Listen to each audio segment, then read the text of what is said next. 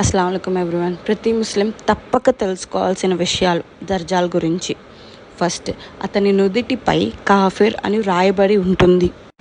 దర్జాలకు ఎడమ కంటి చూపు లేదు. కుడి కన్ను అది పొడుచుకొని వచ్చిన ద్రాక్షను పోలి ఉంటుంది. అతనికి గిరజాల జుట్టు ఉంటుంది, అంటే కర్లీ హెయిర్ అన్నమాట.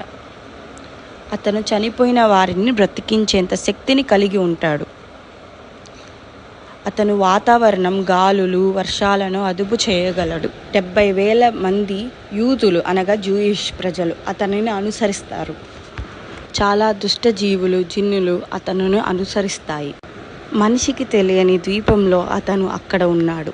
అతను ప్రతి చేతిలో స్వర్గం మరియు నరకాన్ని చూపుతాడు, కానీ వాస్తవానికి స్వర్గం నరకం, నరకం స్వర్గం అవుతుంది. అతను మోసగాడు, తప్పుడు అద్భుతాలను చూపిస్తాడు మరియు అల్లాహ్ సహచరుడని చెప్పుకుంటాడు. మన ప్రవక్త ముహమ్మద్ సల్లల్లాహు అలైహి వసల్లం ఇలా అన్నారన్నమాట: ఎవరైతే సూరా అల్ కహఫ్ ప్రారంభం నుండి 10 పద్యాలను జ్ఞాపకం చేసుకుంటారో వారు తప్పుడు దూత దర్జాల నుండి రక్షించబడతాడు. అతను మక్కా మరియు మదీనాలో ప్రవేశించలేడు. దర్జాలను లూద్ ద్వారం వద్ద ప్రవక్త ఈసా అలైహిస్సలాం గారు చంపుతారు మరియు అతని దృష్టి అతనిని కరిగిపోయేలా చేస్తుంది, నీటిలో ఉప్పులాగా. అతను ప్రపంచం ఇప్పటి వరకు చూడని అతి పెద్ద ఫిత్నా అవుతాడు, అంటే ఒక టెంప్టేషన్ అన్నమాట. అవగాహనను పెంచుకోండి. Please share this.